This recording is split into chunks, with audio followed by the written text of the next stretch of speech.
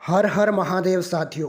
मैं पीताम्बर आप सभी लोगों का स्वागत करता हूं हमारे चैनल प्रियम धार्मिक वीडियो में। दोस्तों, आज की वीडियो में हम बात करने वाले हैं भगवान भोलेनाथ के दूसरे ज्योतिर्लिंग मल्लिकार्जुन ज्योतिर्लिंग के बारे में। तो दोस्तों, वीडियो में अंत तक बने रहिए, लेकिन उससे पहले आप सभी लोगों से अनुरोध है कि वीडियो को अंत तक जरूर देखें, चैनल को सब्सक्राइब जरूर करें और कमेंट बॉक्स में हर हर महादेव लिखते जाइए। तो दोस्तों, आगे बढ़ते हैं वीडियो में। भक्तों, दक्षिण भारत में कैलाश के नाम से मशहूर आंध्र प्रदेश का श्री मल्लिकार्जुन मंदिर भारत के 12 ज्योतिर्लिंगों में से एक है। यह ज्योतिर्लिंग कृष्णा नदी के तट पर श्री शैलम नाम के पर्वत पर स्थित है। श्री शैलम पर्वत कर्नूल जिले के नल्ला मल्ला नामक घने जंगलों के बीच है। नल्ला मल्ला का अर्थ है सुंदर और ऊंचा।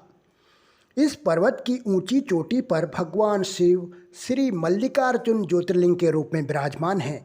मल्लिकार्जुन मंदिर में स्थित ज्योतिर्लिंग भगवान शिव के 12 ज्योतिर्लिंगों में से है तथा 12 ज्योतिर्लिंगों में से मल्लिकार्जुन ज्योतिर्लिंग को दूसरा ज्योतिर्लिंग माना जाता है।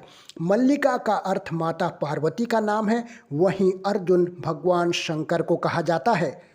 यहाँ भगवान शिव की मल्लिकार्जुन के रूप में पूजा की जाती है। मान्यताओं के अनुसार यहाँ आने वाले हर भक्त की सभी सात्विक मनोकामनाएं पूरी होती हैं। महाभारत में दिए वर्णन के अनुसार श्रीशैल पर्वत पर भगवान शिव का पूजन करने से अश्वमेध यज्ञ करने के समान फल प्राप्त होता है। भक्तों, मंदिर में माता पार्वती को ब्रह्मंबा के रूप में पूजा जाता है। दीवारों पर कई अद्भुत मूर्तियां बनी हुई हैं जो कि लोगों की आकर्षण का केंद्र मानी जाती हैं। स्कंद पुराण में श्री शैल कांड नाम का अध्याय है। इसमें मंदिर का वर्णन मिलता है। इससे इस मंदिर की प्राचीनता का पता चलता है।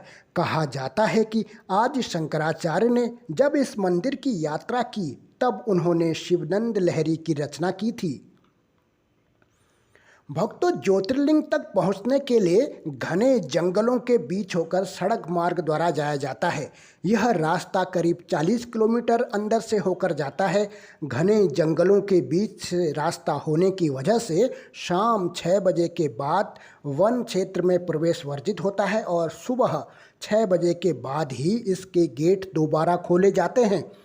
इस जंगली रास्ते को पार करके कुछ ही किलोमीटर के बाद शैल बांध से 290 मीटर की ऊंचाई से गिरते प्रबल जलावेग नजर आता है। इस जलावेग को देखने के लिए पर्यटकों व दर्शनार्थियों का तांता लगा रहता है। आइए भक्तों, अब जान लेते हैं मल्लिकार्जुन ज्योतिर्लिंग मंदिर की संरचना के बारे में। मल्लिकार्जुन मंदिर परिसर 2 हेक्टेयर की जगह में एक विशाल परिसर के रूप में स्थित है। यह 28 फीट लंबी और 600 फीट ऊंची दीवारों से घिरा हुआ है, जिसमें मुख्य मंदिर श्री मल्लिकार्जुन और माता भ्रामरांबा के हैं। मंदिर के गर्भगृह में लगभग 8 उंगल ऊंचा शिवलिंग स्थापित है। इस मंदिरों के साथ कई अन्य मंदिर जैसे वृद्ध मल्लिकार्जुन, सहस्त्रलिंगेश्वर, अर्धनारीश्वर, वीरमद, उमा महेश्वर और ब्रह्मा मंदिर आदि बने हुए हैं। इस मंदिर में खंबे, मंडप और झरने बनाए गए हैं। मंदिरों की दीवारों पर कई अद्भुत मूर्तियां बनी हुई हैं जो लोगों को अपनी तरफ आकर्षित करती हैं। आइए भक्तों, अब जानते हैं मल्लिकार्जुन ज्योतिर्लिंग मंदिर का इतिहास क्या कहता है। पुरातत्व विभाग के अनुसार इसका निर्माण कार्य लगभग 2000 वर्ष पुराना है। इस ऐतिहासिक मंदिर के निर्माण में कई बड़े बड़े राजा महाराजाओं का योगदान रहा है। इस मंदिर का इतिहास 2री शताब्दी से मिलता है। इस मंदिर में पल्लव, चालुक्य, काकतीय, रेड्डी आदि राजाओं ने विकास कार्य करवाए थे। 14वीं सदी में प्रलवयम रेड्डी ने पातालगंगा से मंदिर तक सीढ़ी द्वार मार्ग का निर्माण करवाया था। विजयनगर साम्राज्य के राजा हरिहर ने मंदिर के मुख्य मंडपम और दक्षिण गोपुरम का निर्माण करवाया था। 15वीं शताब्दी में कृष्णदेव राय ने राजगोपुरम का निर्माण करवाया था।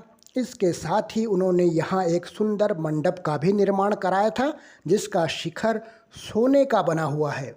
सन 1667 में छत्रपति शिवाजी महाराज ने इस मंदिर के उत्तरी गोपुरम का निर्माण करवाया और उन्होंने मंदिर से थोड़ी ही दूरी पर यात्रियों के लिए एक उत्तम धर्मशाला भी बनवाई थी। आइए दोस्तों, अब जानते हैं मल्लिकार्जुन ज्योतिर्लिंग की पौराणिक कथा क्या है। भक्तों, पौराणिक कथनानुसार शिव पार्वती के पुत्र कार्तिकेय और गणेश भगवान दोनों में विवाह करने हेतु इस बात पर विवाद हुआ कि पहले किसका विवाह होना चाहिए। इस विवाद को समाप्त करने के लिए दोनों अपने माता पिता के पास पहुँचे। उनके विवाद का समाधान करने के लिए माता पार्वती और भगवान शिव ने कहा कि तुम दोनों में से जो भी इस पृथ्वी की परिक्रमा करके पहले यहाँ आ जाएगा, उसी का विवाह पहले होगा। माता पिता की शर्त को पूरा करने के लिए स्वामी कार्तिकेय अपने वाहन मोर पर बैठकर पृथ्वी की परिक्रमा करने के लिए चल दिए। श्री गणेश जी स्थूल शरीर के हैं पर महाबुद्धिमान हैं। उन्होंने अपनी माता पार्वती तथा देवाधिदेव महादेव को एक आसन पर विराजमान होने को कहा और उनकी 7 परिक्रमा कर ली।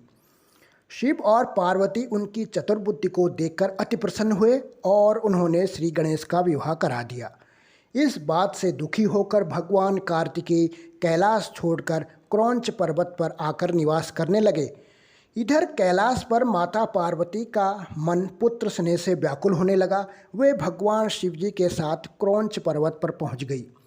क्योंकि स्वामी कार्तिकेय जी को पहले ही अपने माता पिता के आगमन की सूचना मिल गई थी, इसलिए वे वहां से 3 योजन अर्थात 36 किलोमीटर दूर चले गए। कार्तिकेय भगवान के चले जाने पर भगवान शिव उस क्रौंच पर्वत पर ज्योतिर्लिंग के रूप में प्रकट होकर स्थापित हो गए। मल्लिका अर्थात माता पार्वती और अर्जुन अर्थात भगवान शिव, इस प्रकार शिव और शक्ति दोनों की दिव्य ज्योति के सम्मिलित रूप में वे श्री मल्लिकार्जुन ज्योतिर्लिंग के नाम से प्रसिद्ध हुए।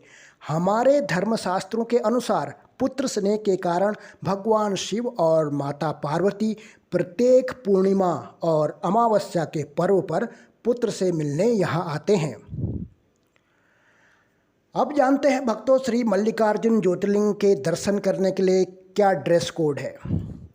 भक्तों, यहाँ सामान्य दर्शन करने के लिए पुरुषों व महिलाओं के लिए कोई खास ड्रेस कोड निर्धारित नहीं किया है, लेकिन अभिषेक व अन्य पूजा करने के लिए पुरुषों को केवल धोती या लुंगी पहनकर और ऊपर के शरीर में बिना वस्त्र पहने प्रवेश करना आवश्यक है और महिलाओं को साड़ी पहनना अनिवार्य है।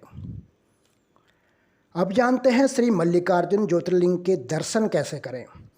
भक्तों, मंदिर के पास पहुंचने पर आपको अलग अलग दर्शन लाइन दिखती हैं। आपको टिकट काउंटर से फ्री दर्शन का टिकट लेना होगा।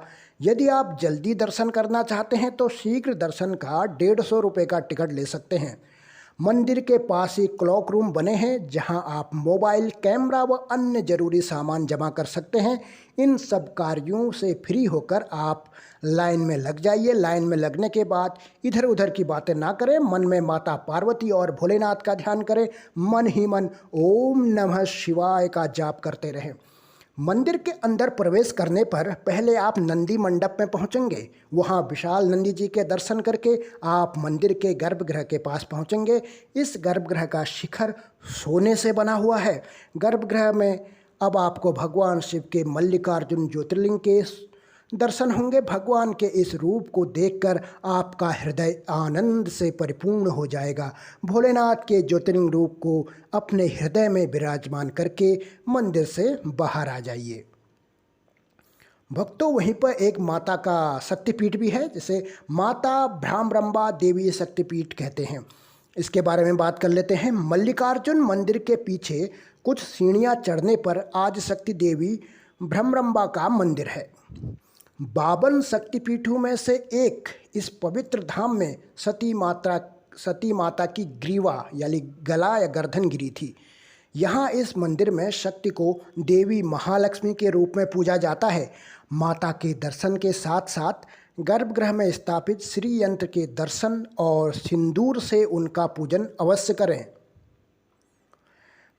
भक्तों, प्राचीन काल में अरुणासुर नाम के राक्षस ने संपूर्ण विश्व पर विजय प्राप्त कर ली थी। उसे ब्रह्मा जी से यह वरदान प्राप्त था कि कोई भी 2 पैर या 4 पैरों वाला जीव उसका वध न कर सके। उस अत्याचारी राक्षस का अंत करने के लिए माँ आदि शक्ति ने भ्रामरिंबा का रूप धारण किया।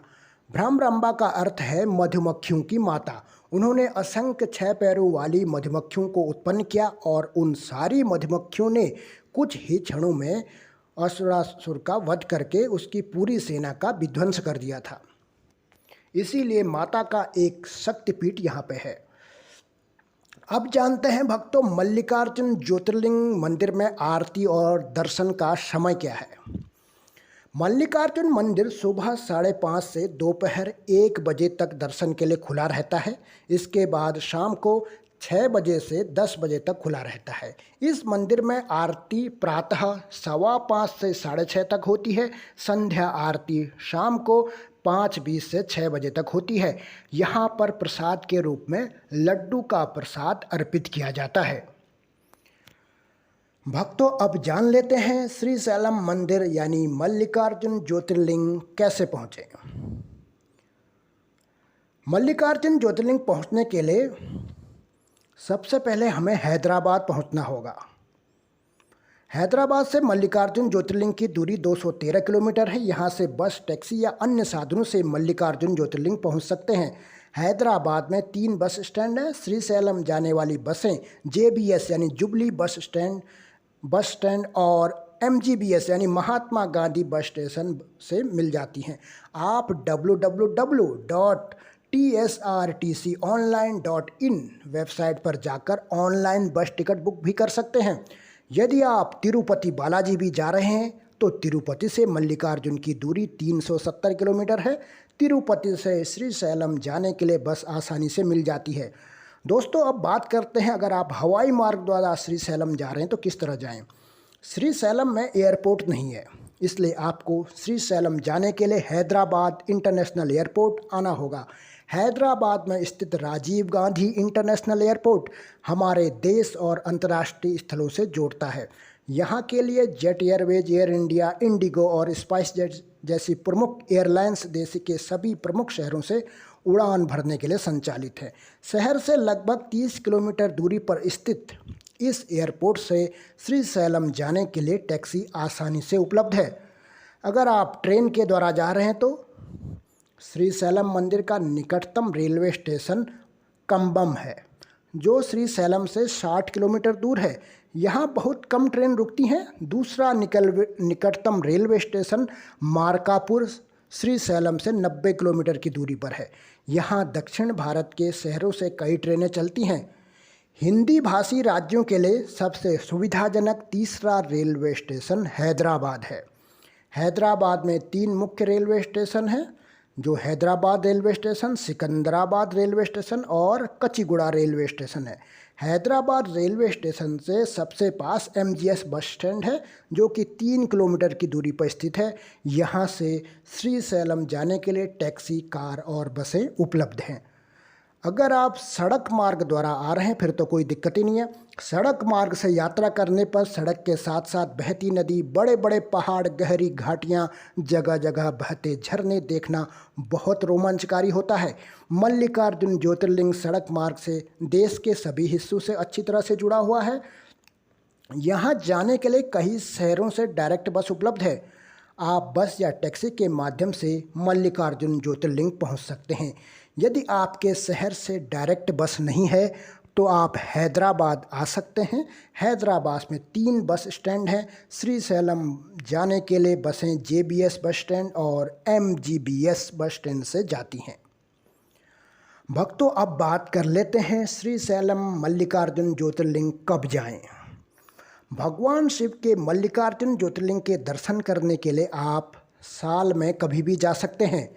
अगर मौसम के हिसाब से बात की जाए तो दर्शन करने का सबसे अच्छा समय अक्टूबर से फरवरी के बीच का है। मार्च अप्रैल में वहाँ गर्मी बढ़ने लगती है। अब जानते हैं श्रीशैलम में कहाँ रुकें। श्रीशैलम में रुकने के लिए सबसे अच्छा स्थान मल्लिकार्जुन स्वामी देवस्थान के भक्त निवास हैं। यहाँ ऑनलाइन रूम बुक करने के लिए 2 महीने पहले आपको रूम बुक करने पड़ेंगे। उनकी वेबसाइट है, देवस्थान की जो वेबसाइट है वो है www.srisailamonline.com। देवस्थान भक्ति निवास में नॉन एसी रूम का किराया 300 से 700 रुपये तक और एसी रूम का किराया 700 से 1200 रुपये तक है। चेक इन टाइम इसमें सुबह 8 बजे है। श्री सैलम में देवस्थान के जो भक्ति निवास हैं उसकी कुछ लिस्ट है, जैसे उनके नाम है गंगा सदनम, गौरी सदनम, चंडीश्वरा सदनम, अन्नपूर्णा सतराम, बालीजा सतराम, काकतिया कमवारी सतराम और भी हैं अन्य। इसके अलावा आप आंध्र प्रदेश टूरिज्म की होटल और अन्य कई होटल उपलब्ध हैं। पाताल गंगा रोड पर श्रीधाम, रामबिका और नीलकंठेश्वरा डोरमेट्री हॉल बने हैं। यहाँ पर एसी बेड 250 रुपये और नॉन एसी बेड 150 रुपये में उपलब्ध है। 30 रुपये में मैट भी मिल जाती है जिसे हॉल में बिछाकर आप सो सकते हैं। अब बात करते हैं श्री सैलम के भोजन की। भक्तों, यहाँ का जो प्रसिद्ध भोजन है वो पवित्र धार्मिक स्थल होने से यहाँ शाकाहारी भोजन ही उपलब्ध है। यहाँ के स्थानीय भोजन में चावल, सांभर और अन्य दक्षिण भारतीय व्यंजन शामिल हैं। ये दक्षिण भारतीय स्वादिष्ट व्यंजनों का एक अलग ही अनुभव आपको यहाँ पे मिलेगा। श्री सैलम में अगर आप शॉपिंग करना चाहें, कुछ लोग शॉपिंग भी करना चाहते हैं, तो श्री सैलम में खरीदारी करने के लिए कोई मॉल या बड़ा बाजार नहीं है। यहाँ की जनजातियों के सदस्यों द्वारा जंगलों में उत्पन्न प्राकृतिक शहद को एकत्रित करके शहद बेचा जाता है। यह शुद्ध शहद आपको बहुत पसंद आएगा, इसे आप जरूर ले लें। तो भक्तों, अब जान लेते हैं श्री सैलम के अन्य दर्शनीय स्थल उसके आसपास कौन कौन से हैं। श्री सैलम के कुछ दर्शनीय स्थल आप स्वयं घूमने जा सकते हैं। सिखेश्वर महादेव को छोड़कर बाकी सभी श्री सैलम के पर्यटक स्थल मुख्य सड़क के आसपास ही स्थित हैं। इन सभी स्थलों को घूमने के लिए यहाँ ऑटो का किराया 500 से 600 रुपये है। जो प्रमुख दर्शनीय स्थल हैं उनकी बात कर लेते हैं, जैसे श्री सैलम पाताल गंगा। श्री सैलम का मुख्य पर्यटन स्थल कृष्णा नदी को पाताल गंगा कहा जाता है। पाताल गंगा जाने के 2 रास्ते हैं, एक जिसमें नदी तक पहुंचने के लिए लगभग 500 सीढ़ियाँ उतरकर नीचे जाना पड़ता है, दूसरा रास्ता रोपवे से जाता है। रोपवे से जाना बहुत रोमांचकारी अनुभव होता है। बहुत ऊंचाई से कृष्णा नदी, हरे भरे जंगल और श्री सैलम डैम का अद्भुत प्राकृतिक नज़ारा दिखाई देता है। पाताल गंगा में डुबकी लगाने पर पुण्य की प्राप्ति होती है। दूसरा मुख्य दर्शनीय स्थल है दोस्तों साक्षी गणपति मंदिर। साक्षी गणपति मंदिर श्री सैलम से 3 किलोमीटर की दूरी पर स्थित है।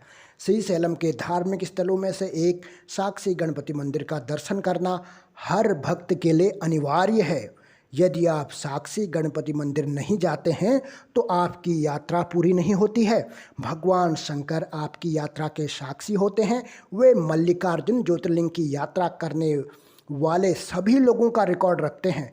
यह रिकॉर्ड भगवान शिव के पास पहुंचता है। तो दोस्तों, अगर आप मल्लिकार्जुन ज्योतिर्लिंग के दर्शन करने जा रहे हैं तो साक्षी गणपति मंदिर जरूर जाएं।